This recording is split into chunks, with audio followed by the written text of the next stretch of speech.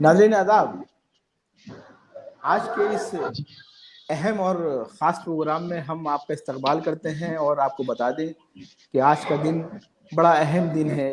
आज़ाद हिंदुस्तान के पहले वज़ीर आज़म पंडित जवाहरलाल नेहरू का यौम पैदाइश, ज़ाहिर है जिसे हम चिल्ड्रन डे के उन्वान से मनाते हैं, यौम अतफ़ाल के उन्वान से मनाते हैं, बाल दिवस के उन्वान से मनाते हैं। आपको बता दें कि इस दिन की ख़ास अहमियत है और ज़ाहिर है कि अहमियत होने का एक बड़ा सबब यह है कि जो चिल्ड्रंस राइट की बात हम करते हैं, बच्चों के हुकूक की बात करते हैं, उनके अधिकारों की बात करते हैं, तो हमारे सामने बड़ा अजब सा मंजरनामा आता है। और आज के इस गुफ्तगू में जो लोग हमारे साथ शरीक हो रहे हैं, उनमें बड़ा अहम नाम जनाब आशीष मौर्य जी का है, जो एक बड़ी अहम तंजीम के फाउंडर होने के साथ साथ मुख्तलिफ स्कूलों के कोऑर्डिनेटर्स की हैसियत से काम करते रहे हैं, बड़ी अहम खिदमत अंजाम देते रहे हैं और बड़ा खूबसूरत सा मंजरनामा एक वसी तजर्बे के साथ आपके साथ है। तो इसके अलावा भी हमारे साथ दो लोग और जुड़ेंगे, लेकिन आइए हम गुफ्तगू का आगाज़ कर देते हैं क्योंकि आशीष साहब के पास भी वक्त कम है और मौजू भी बहुत अहम है। तो बगैर टाइम ख़राब किए हुए आशीष जी आपसे पूछना ये चाहता हूँ कि जो ये जी हम नमस्कार बाल सर। दिवस, नमस्ते, बाल दिवस मनाते हैं आज हम, जाहिर है कि चिल्ड्रन डे मनाया जाता है। एक तरफ हम देखते हैं कि बच्चों के अधिकारों की बात की जाती है, दूसरी तरफ हम देखते हैं कि जो अधिकार मिलने चाहिए थे वो नहीं मिल रहे हैं। क्या कर कहना चाहेंगे आप? सर इस पे हम यही कहना चाहेंगे कि हम जिस तरह दुनिया तेजी से आगे बढ़ रही है और इस तेजी से आगे बढ़ने के चक्कर में हम बच्चों के जो बेसिक कहते हैं जो मूलभूत सुविधाएं होनी चाहिए, जो बच्चों का एक बचपन होता है वो कहीं छिन जा रहा है, जिसके कारण हम उनके अधिकार पे नहीं जा रहे हैं। हम उनको क्या ज्यादा से ज्यादा लग्जरी प्रोवाइड करें उस पे लोग भाग रहे हैं, जबकि होना चाहिए कि हम उनको जो बेसिक उनके मूलभूत अधिकार हैं जैसे शिक्षा, स्वास्थ्य, इन सब चीजों की तरफ हम उनको ले जाएं। लेकिन हम ये ना करते हुए हम उनको क्या महंगा से महंगा क्या चीज उनको दे दें, क्या सुख सुविधाएं दे दें, उस पे वो जा रहे हैं, जिसके कारण शायद बच्चे आजकल बहुत ही ज्यादा देखेंगे कंफ्यूज रहने लगे हैं। क्योंकि उनकी इतना कंपटीशन, क्योंकि आज का कंपटीशन का दौर है, हर माँ बाप चाहता है मेरा बच्चा नंबर वन बने, जिसमें ये लोग क्या कहते हैं, ये चीज भूल जा रहे हैं कि कहीं ना कहीं बचपन जो है वो बचपन जैसा ही रहना चाहिए। बचपन बच्चों खोता की जाए। जो हाँ खोता ना जाए, वो वैसा ही रहना चाहिए। तो उनके भी कुछ अपने अधिकार हैं, जैसे कि होता क्या है, अभी आप अगर आजकल देखें तो बच्चों को गैजेट्स पकड़ा दिए जाते हैं कि माँ बाप फ्री रहें। होता क्या है घरों में अक्सर कि हम अपना टाइम फ्री करने के लिए बच्चे को मोबाइल दे दिया कि इसमें खेलो। अब जहां बच्चे के साथ लग के अगर हम एक गमले को, अपने घर के गमले को सुधार सकते थे, जहां बच्चे के साथ लगकर हम क्या कहते हैं उसकी पढ़ाई में या उसके पजल सॉल्व करने में मदद कर सकते थे, वो चीज नहीं कर रहे हैं। जो उसका अधिकार था, जो हमारे माँ बाप का प्यार मिलता, वो कहीं ना कहीं उस गैजेट ने छीन लिया और माँ बाप भी फ्री हो गए क्योंकि उनको भी सुकून का टाइम मिल गया। तो एक ऐसा आशीष एक जी छोटा आपसे सा पूछना ये ये चाहता हूँ मैं कि आप हाँ बहुत स्कूलों में जाहिर है जाते हैं, आप मंजरनामे को जी देखते हैं, जो आपके साथ जी दृश्य परिदृश्य, मंजर और पस हम्म, मंजर दोनों आपके सामने हैं।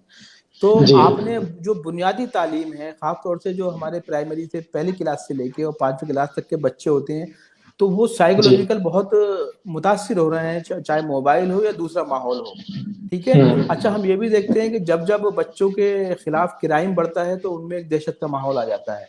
अच्छा, जब बिल्कुल। चाहे मिड डे मील की बात करें या दूसरी सुविधाओं की बात करें, वो सुविधाएं खराब होती तो बच्चे कहीं ना कहीं मुतासिर होते हैं।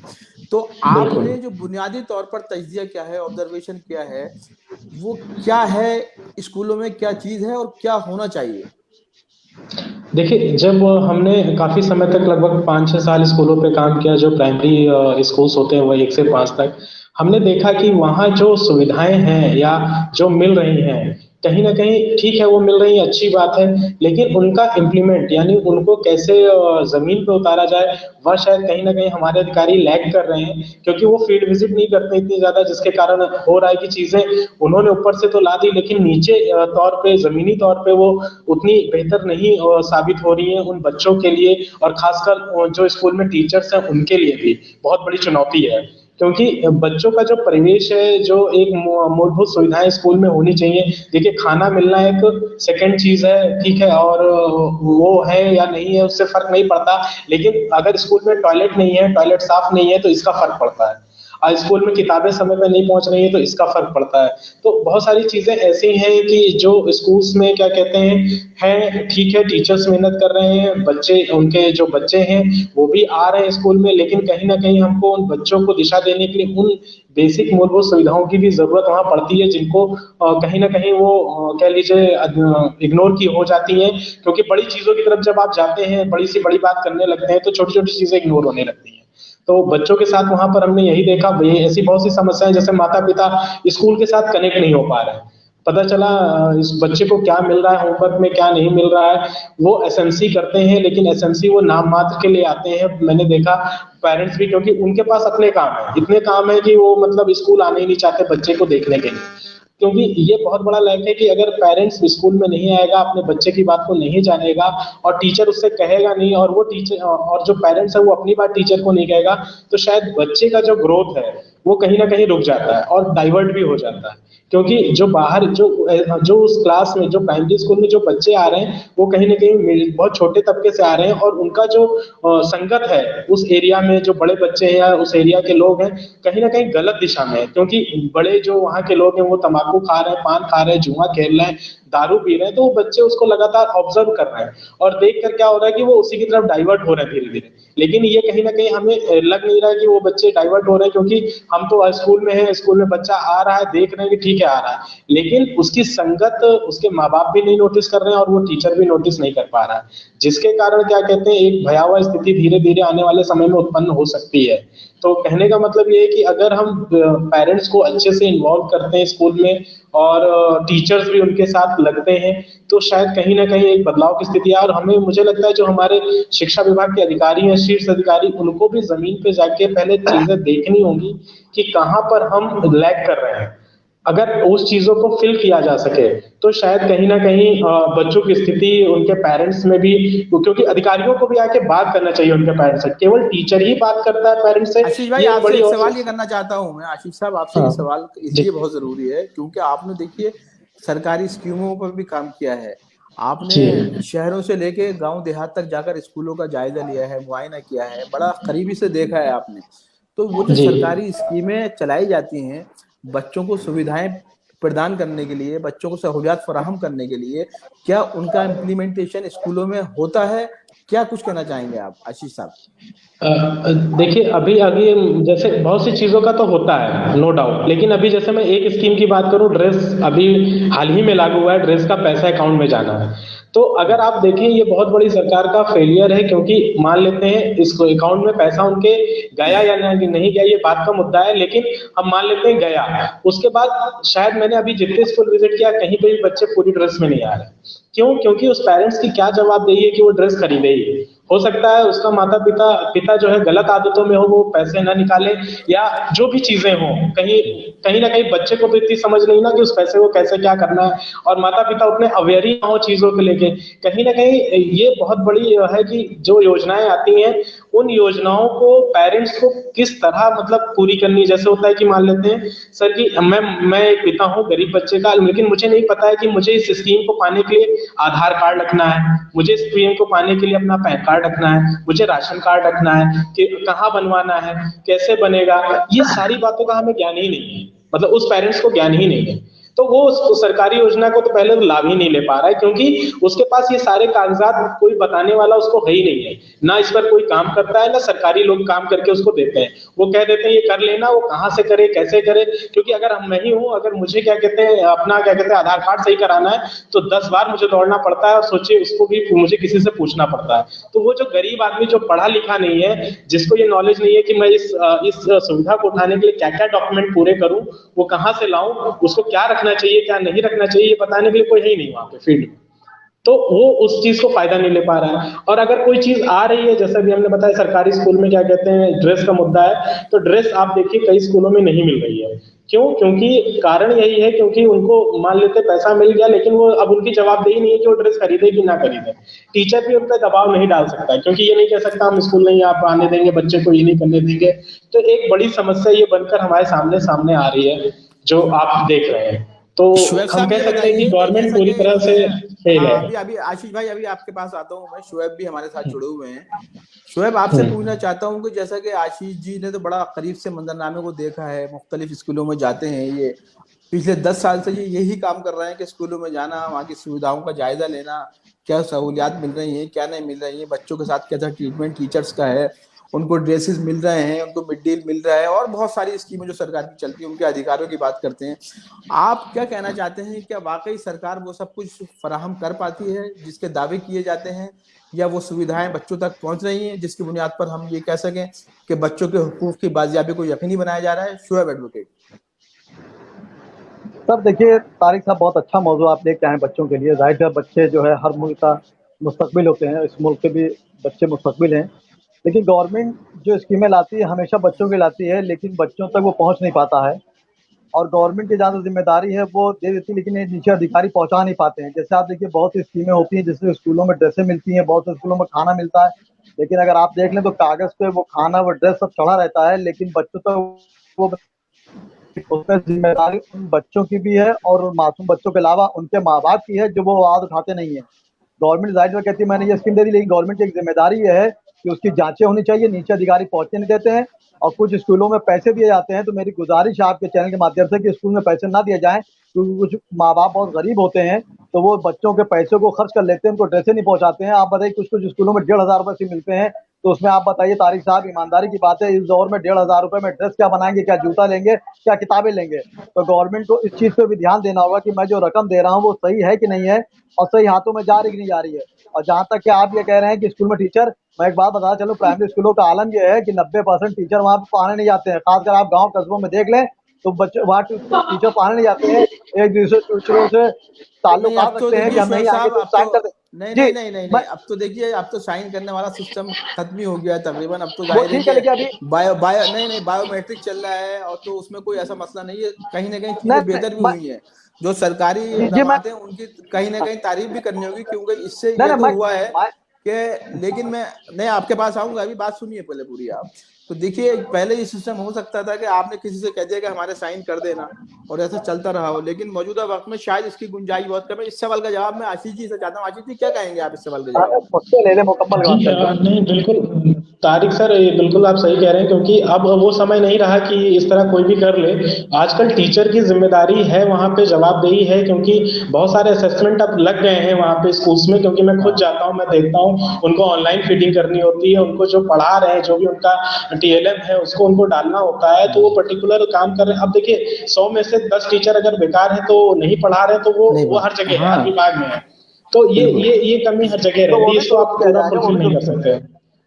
हाँ बिल्कुल बिल्कुल, क्या? वो समय के रहते रहते चीजें जो सरकार ला रही चीजें अभी, जैसे कि बहुत सारे प्रेरणा, जैसे प्रेरणा है पाया, उसके तहत कई टीचर्स ने बहुत सीरियसली काम किया।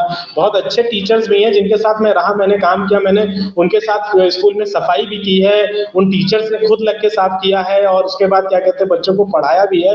तो ऐसे भी बहुत सारे टीचर्स हैं जो लगातार मेहनत कर रहे हैं उन मतलब बिना सुविधाओं के, जैसे कहते हैं जो मूलभूत सुविधाएं होनी चाहिए स्कूल में वो नहीं है, उसके बाद भी वो टीचर्स लग के काम कर रहे हैं।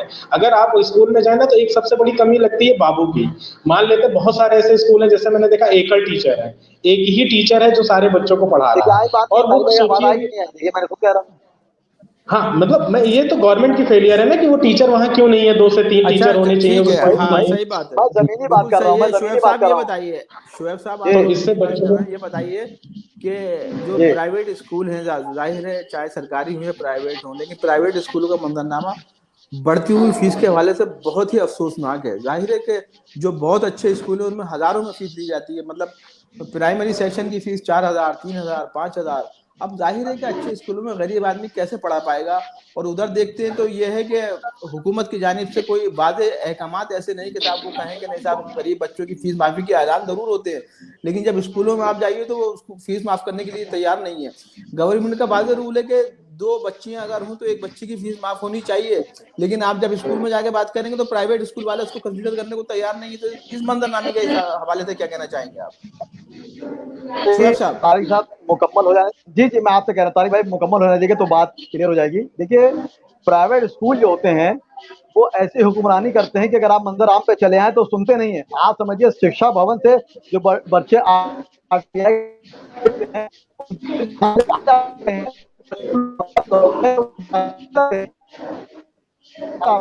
मैंने ब्रिजेश पाठी से जब भी मेरी 2-4 बार मुलाकात हुई डिप्टी सीएम साहब से, तो मैंने उनसे कहा कि पहले अपना महकमा सही करिए। प्राइवेट स्कूल खून पी रहे हैं। तारिक साहब, मैं फख्र से दावे से बात कर रहा हूँ, फख्र सॉरी करिए, दावे से कह रहा हूँ कि प्राइवेट स्कूलों में पढ़ाई के अलावा सब कुछ मिलता है। दबाव बनाते हैं, किताबें लीजिए, यहाँ से पेंसिल लीजिए, यहाँ से जूते लीजिए, और फीसें मंजर आम पर रहती हैं। ये जो आरटीआई के तहत एडमिशन होते हैं उसकी तनख्वाहें, उनको जो फीस मिलती है बच्चों की 250-300 मिलती है, वो वहाँ 4-4 हजार रुपए लेते हैं। मेरी आपके माध्यम से चैनल से गुजारिश है मुख्यमंत्री जी से खास करके कि आप प्राइवेट स्कूलों पर नकेल जरूर कसें, क्योंकि ये लोग सिर्फ लूट रहे हैं, सिवाय पढ़ाई कुछ नहीं। आप बताइए पहले जमाने में क्या होता था, एक बच्चा पढ़ता, आज भी रूल है सरकारी स्कूलों में, लेकिन प्राइवेट स्कूल सिर्फ खून चूस रहे हैं। मेरी गुजारिश आपके माध्यम से कि वहाँ पे ड्रेस की आप बात देख लिए, पढ़ाई की देख लिए, आप सिर्फ पढ़ाई, बस तो छोटे छोटे बच्चे नर्सरी केजी के हैं, आप 10-10 किलो का बस्ता कर दिया। आपके मैं पढ़ा रहा हूँ, ट्यूटर के रखूँ मैं, फिर ट्यूटर कहता है कि आप घर में पढ़ाइए, तो क्या फायदा प्राइवेट स्कूलों में। मैं चाहता हूँ प्राइवेट स्कूल पे बहुत सख्ती से एक्शन लिया जाए। मेरी गुजारिश आपके माध्यम से, बच्चों का भविष्य आशीष लोग भाई, खराब आप कर क्या रहे कहना पढ़ाई चाहते हैं इस सवाल के जवाब में? नहीं आशीष भाई, आप इस जी। सवाल के जवाब में क्या कहना चाहते हैं कि देखिए फीसें बहुत बढ़ गई हैं, गरीब तबके के लोग बहुत परेशान हैं, अच्छे स्कूलों में पढ़ाने के ख्वाब हर माँ बाप की नजर में है, आंखों में है, लेकिन वो ख्वाब कैसे पूरे हों? जाहिर है कि एक गरीब बच्चा कैसे 4,000, 3,000, 5,000, 6,000 फीस दे पाएगा, कैसे ट्यूशन फीस दे पाएगा, कैसे उस व्हीकल के अखराजात वो दे पाएगा जिससे बच्चे को घर से स्कूल तक पहुंचना है। तो देखिए ये बड़े मसाइल हैं और इन मसाइल पर किसी की भी तवज्जो नहीं है। क्या कहेंगे आशीष मौर्य जी आप?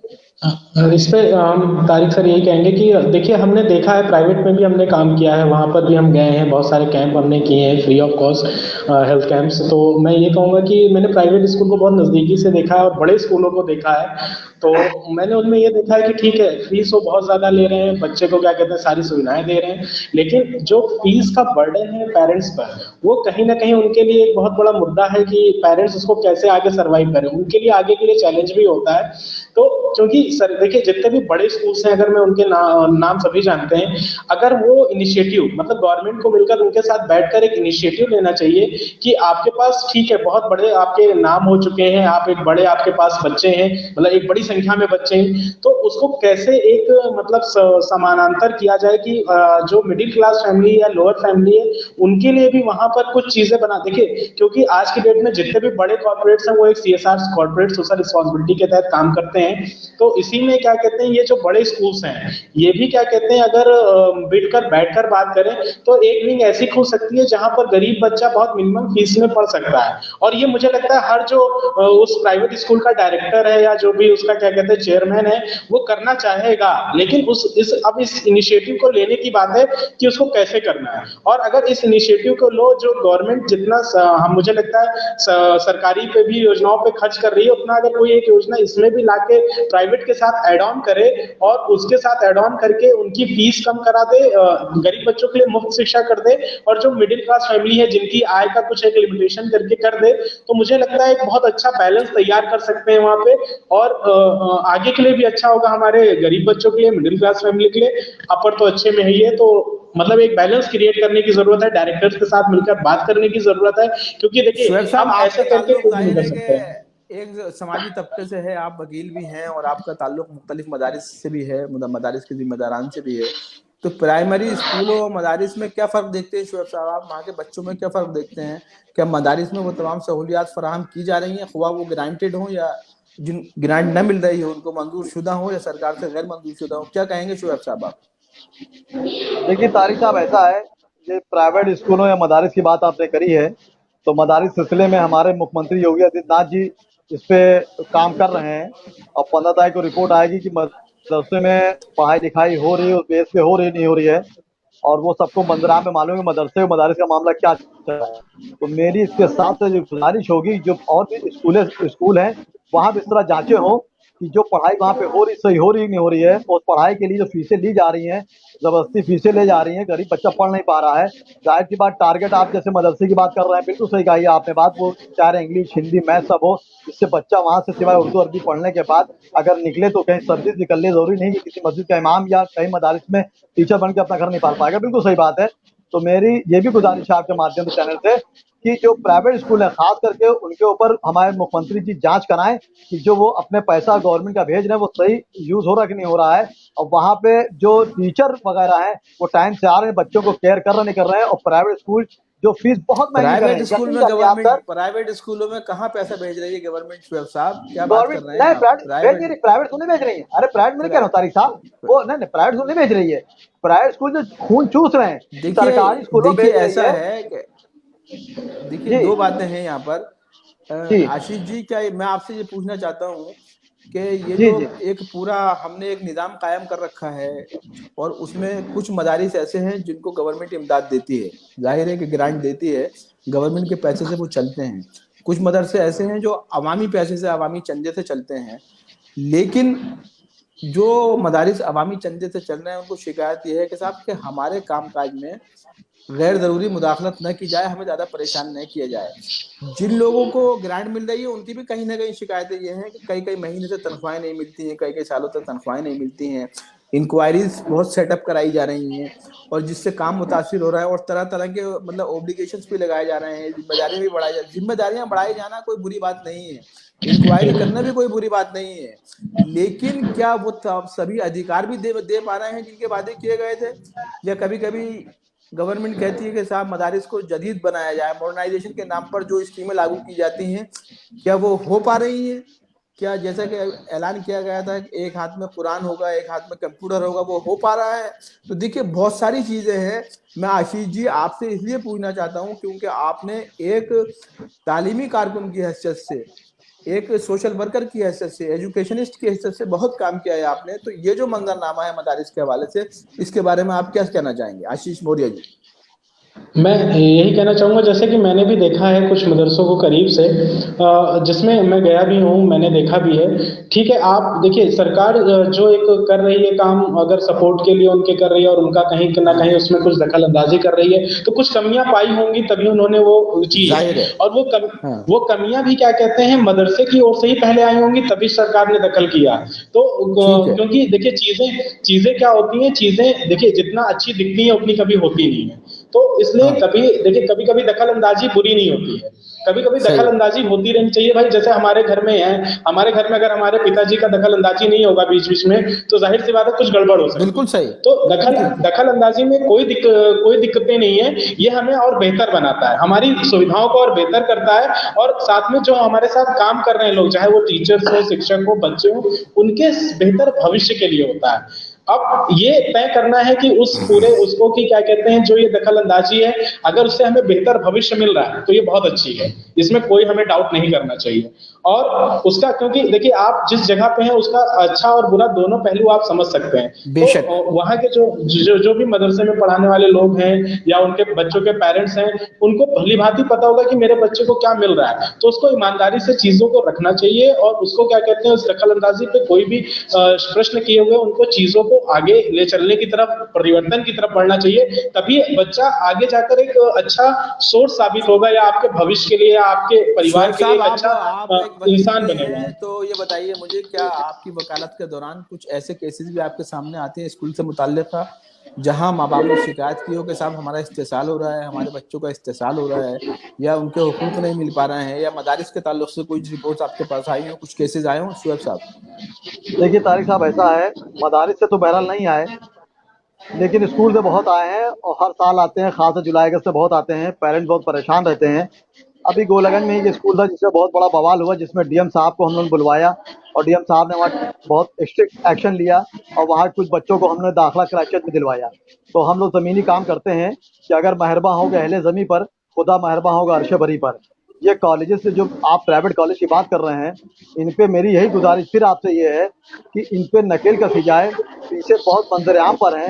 मेरी मुख्यमंत्री जी से गुजारिश है कि आप प्राइवेट कॉलेजों में बहुत एक्शन लें, जैसे आप मदरसे में ले रहे हैं। और ठीक है, मैं मदरसे पे बहुत डिबेट मैंने करी सर, आपने सुनी भी होगी, और मैंने ये बात कही भी कि ज़ाहिर-सी बात है, दुनिया का सबसे बड़ा मदरसा देवबंद है, नदवा है। इनके कोई ज़िम्मेदार लोग मंजर-ए-आम पे आके उन्होंने बात नहीं कही कि जाँच गलत हो रही है, और हमारे मुख्यमंत्री जी का जो इंटेंशन है, वो 15 तारीख के बाद मंजर-ए-आम पे आ जाएगा। उनका ये कहना है कि बच्चे आलिम बनने के साथ-साथ डॉक्टर, इंजीनियर बने, जिससे कि उनकी रोज़ी-रोटी हो। तो हम इसको दूसरे वे पे ना लें, और इस पे कई पार्टियाँ सियासी खेल खेल भी रही थी, जिसको मैं समझता हूँ 15 तारीख के बाद खत्म हो जाएगी।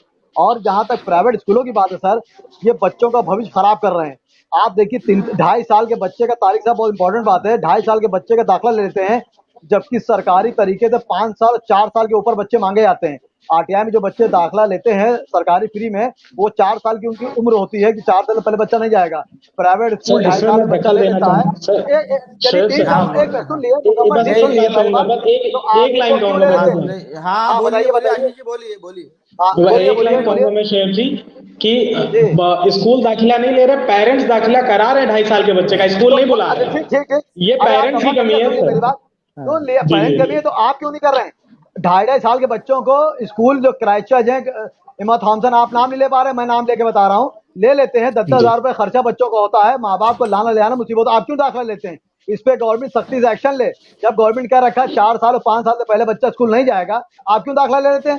10,000 रुपए में आप ले रहे हैं, आदमी कमाएगा क्या, करे क्या? लॉकडाउन में देखिए प्रधानमंत्री जी ने हर स्कूलों से गुजारिश करी थी कि आप फीसें 2-3 दिन की माफ कर दें, किसी ने माफ की नहीं माफ की। ये स्कूलों में जो मैनेजर हैं, ये अंदर ही अंदर कहीं ना कहीं साठ गांठ करे रहते हैं कि लाख पेरेंट जितनी शिकायत करे, मेरा कोई कुछ नहीं होगा। इसलिए मेरी गुजारिश है मुख्यमंत्री जी से कि जितने प्राइवेट कॉलेज हैं इनके ऊपर सख्ती से एक्शन लिया जाए, और इनकी फीसें आप दिल्ली को देख लिए, आखिर क्या सरकारी स्कूल का क्या आलम हो गया? प्राइवेट स्कूलों पढ़ाई छोड़ के तारिक साहब सब कुछ मिलता है, मैं आपको चैलेंज के साथ दे रहा हूँ। और गरीब बच्चा, जिसका नहीं, बच्चा बहरहाल बहुत लायक है, चैलेंज बहुत करने पढ़ की रहा है जरूरत नहीं है। देखिए सर शुएब भाई, हमारा जो समाज का जी मंजरनामा है ना, वो बड़ा मखलूत है और जी। इसमें अच्छे बुरे सब तरह के लोग हैं। तो हाँ इसमें ठीक कोई है। दावेदारी या चैलेंज की बात अरे नहीं है। तारिक लेकिन बस साहब जो बच्चा आखिरी बहुत पढ़ा सवाल, लिखा। आखिरी सवाल जनाब आशीष मौर्य जी से करते हैं कि आशीष जी के बड़ा जी अफसोसनाक मंजरनामा भी सामने आता है। कुछ चीजें मुस्बत भी आती हैं जाहिर है, जिनको लेकर हम आगे बढ़ सकते हैं। लेकिन मैं आपसे ये पूछना चाहता हूँ कि क्या अपील आप जैसे जिम्मेदारान की जानिब से पेरेंट से की जा सकती है, और क्या अपील हुकूमत से की जा सकती है, ताकि बच्चों के जो अधिकार हैं, इनके जो हकूक हैं, वो उन तक पहुंच जाएं, खूबसूरत बचपन की तामीर हो, जिससे हमारे हिंदुस्तान का माशरा खूबसूरत बन सके। जाहिर है बच्चे हमारे मुस्तकबिल हैं, हमारे हिंदुस्तान का, हमारे मुल्क का मुस्तकबिल हैं। तो क्या कुछ आप अपील हुकूमत से करेंगे और क्या पेरेंट से करेंगे? आशीष मौर्य जी। देखिए, सबसे पहले तो पेरेंट्स के लिए मैं यही कहूँगा कि जो आप जो बच्चे से भाग रहे हैं, आजकल के पेरेंट्स, क्योंकि माता भी जॉब में है, पिता भी जॉब में है, कहीं ना कहीं इंगेज हैं और बहुत ही तेज लाइफ चल रही है, तो कोशिश करें बच्चों को समय देने की। गैजेट पे बच्चे को ना आश्रित करें कि मोबाइल दे दिया, कंप्यूटर दे दिया या कुछ ऐसी चीज़ दे दी जिसमें वो बच्चा क्या कहते हैं बिजी हो गया।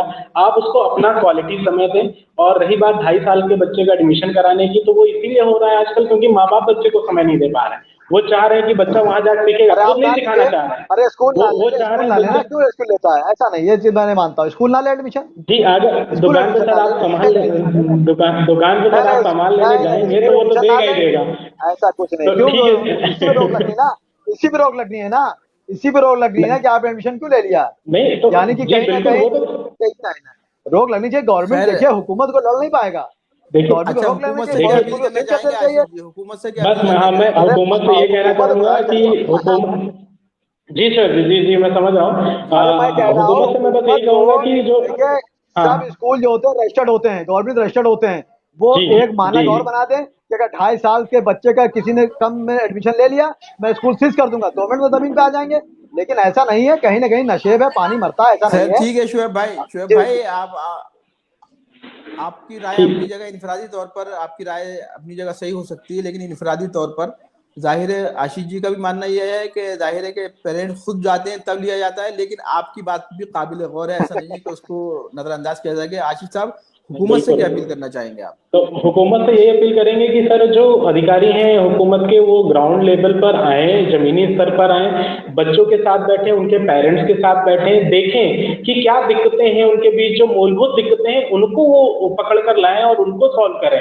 तो मुझे लगता है कि क्या कहते हैं वो सही जगह सही चीज हिट कर पाएंगे, तो उनकी योजनाओं को भी पहुंचा पाएंगे। क्योंकि टीचर का कम्युनिकेशन हो रहा है माता पिता के साथ, लेकिन जो हमारे शीर्ष पे बैठे अधिकारी हैं वो कोई भी स्कूल में जाके पेरेंट्स के साथ कोई भी कम्युनिकेशन नहीं कर रहा है। तो वो चाहे प्राइवेट स्कूल के पेरेंट्स हो, चाहे आपके प्राइमरी स्कूल के पेरेंट्स हो, उनको, हर अधिकारी को उन पेरेंट्स के साथ एक मीटिंग बुलानी चाहिए हर स्कूल के, और उनके साथ एक मीटिंग करनी चाहिए, क्षेत्र वाइज, संकुल वाइज, जो भी हो, मीटिंग करके जो मेन समस्याएं हैं, जो मूलभूत समस्याएं हैं, उनको पकड़ते हुए उस पर चलिए, काम करें, बहुत तो शुक्रिया। मुझे लगता है बहुत बिल्कुल अच्छा सही, होगा।